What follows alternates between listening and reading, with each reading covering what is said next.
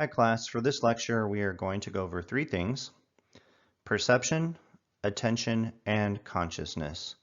We've already spent a great deal in this course talking about perception, right? That's in the title of the course.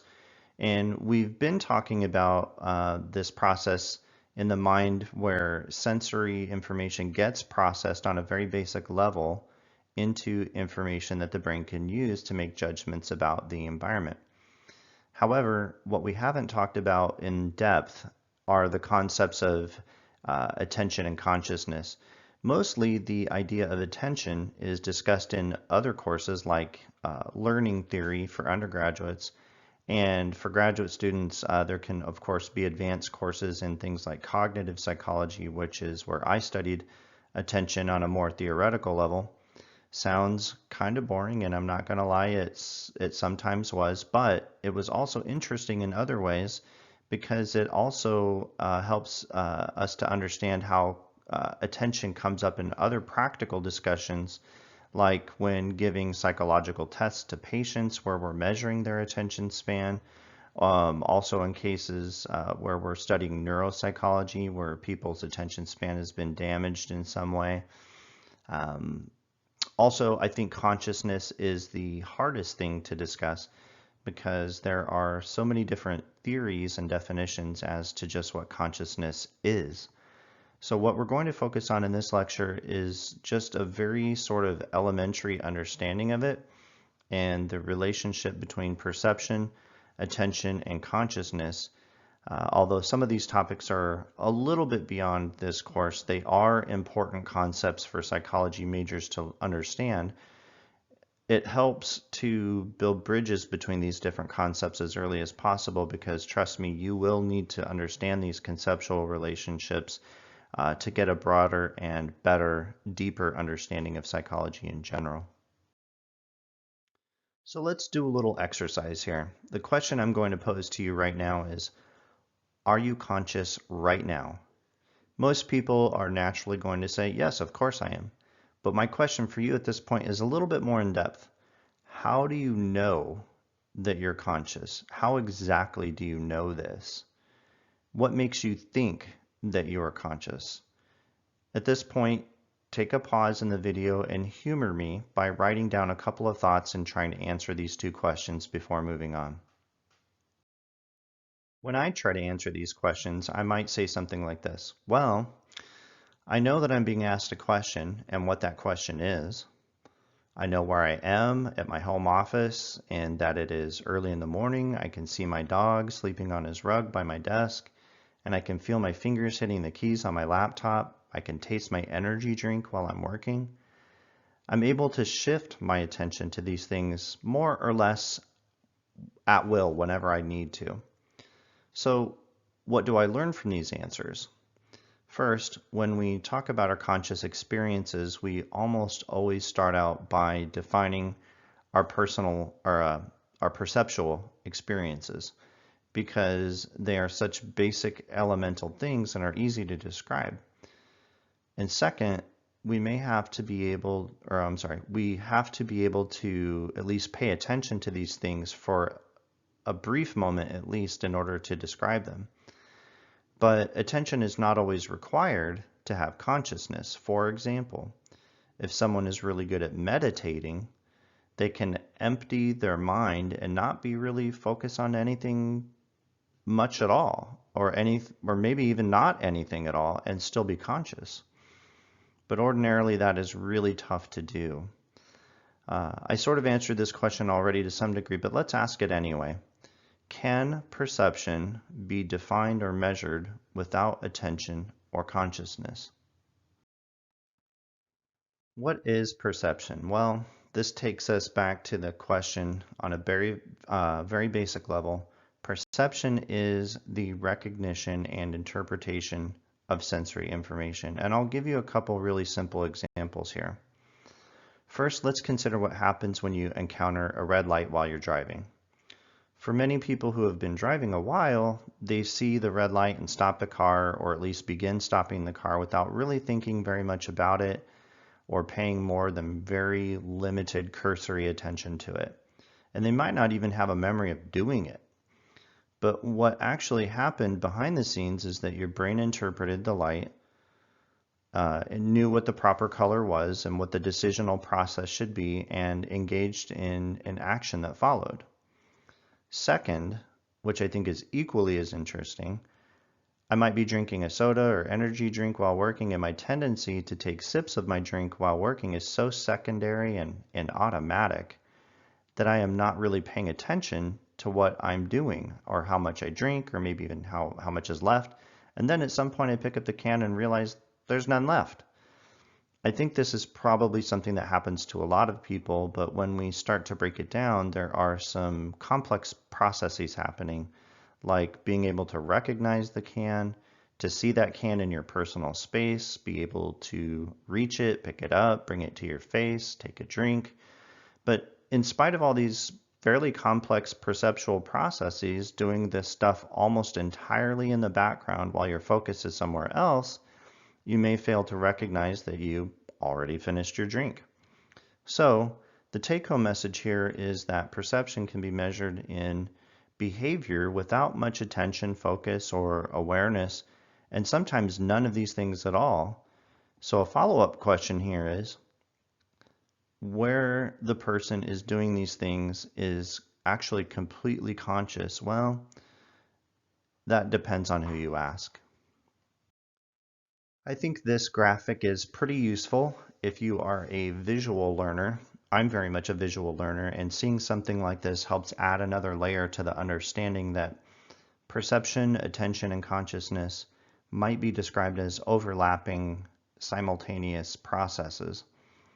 As you can see here, the blue area is our perception. And as you can also see, there's an area where there is perception, but we are not paying attention to it and are not really conscious that there's something going on there. Then in the area where there's blue and then the yellow area is overlapping it, that's the part where we're perceiving something and we're conscious of it, but maybe not really paying attention to it, sort of like the red light example we talked about before.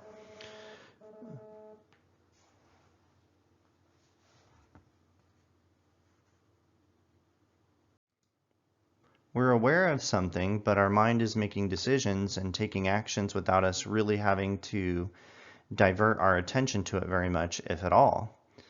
Then there is the area of the blue perceptual area where we are also perceiving it and paying attention to it and aware of it all at the same time, like hopefully listening to this lecture. You're seeing it, listening to it, thinking about it, and trying to process it. And finally, the most interesting part of this whole diagram is the part of human consciousness where we aren't really able to control our attention and may not be perceiving anything directly. For example, when we are sleeping and dreaming, our mind is making sense of some type of brain activity, but we're not really in the environment our brain thinks it is. We're in some other level of consciousness, but we're not truly perceiving our environment as it is. And we're not really attending to it. And of course, there are lots of other examples where this sort of thing can happen, like when people have what's called an absence seizure. These are individuals who have a seizure and they're awake, but their brains begin to misfire in ways that prevent it from being able to pay attention and correctly interpret their experience. And so when the seizure is over, these individuals can often have these completely blank spots in their memory and appear somewhat frozen in time for brief periods. It's really fascinating stuff. One of the things we should also focus on is that second level where we are perceiving things and conscious of them, but not really paying attention to it yet because it's such a strange gray area. So question 1 would address the cause and effect relationship of perception and consciousness. As we discussed in previous slides and other lectures, the cause-effect relationships are pretty interesting.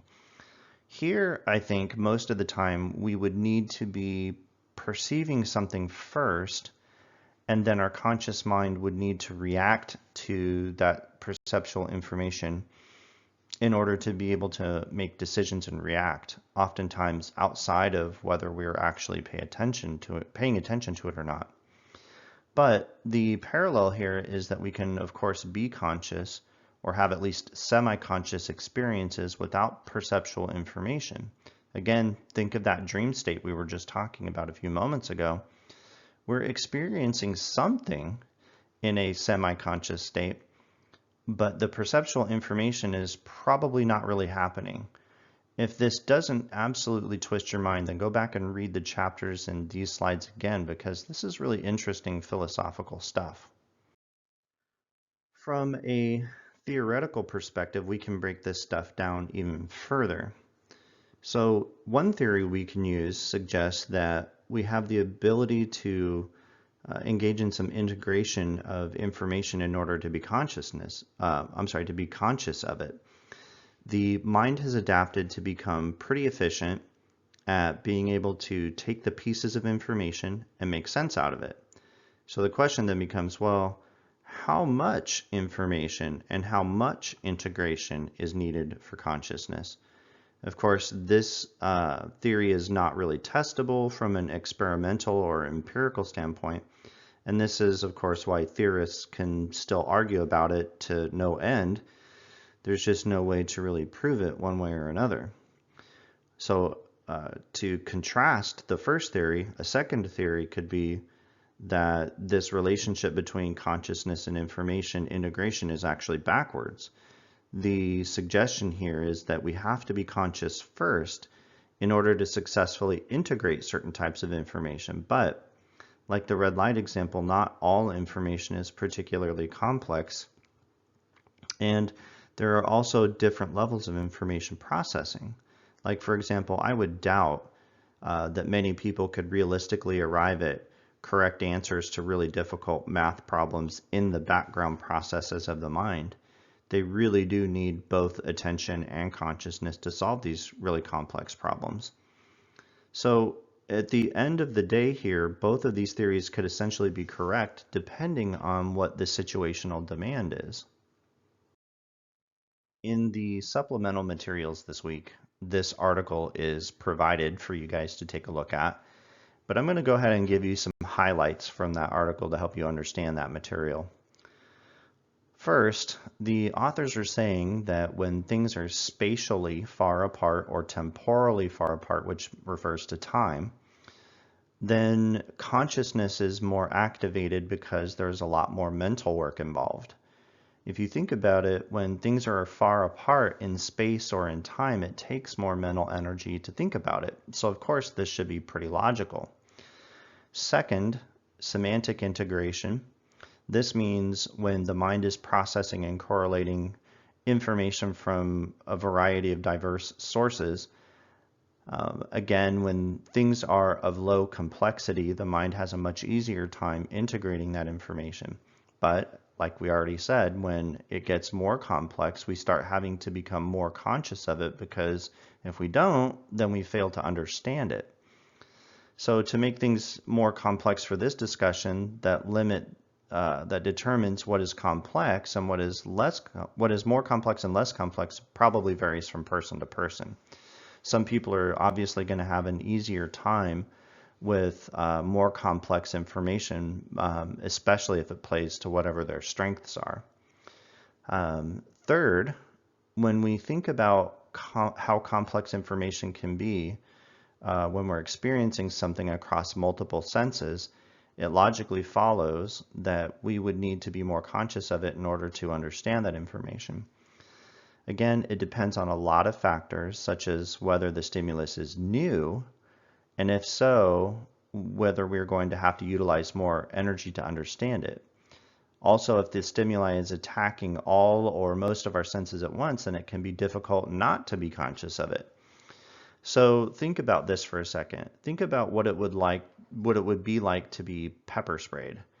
Your eyes can't see, your skin is burning, your sense of smell and taste are completely distorted. It would be difficult to be conscious of much else that is going on if that happened to you.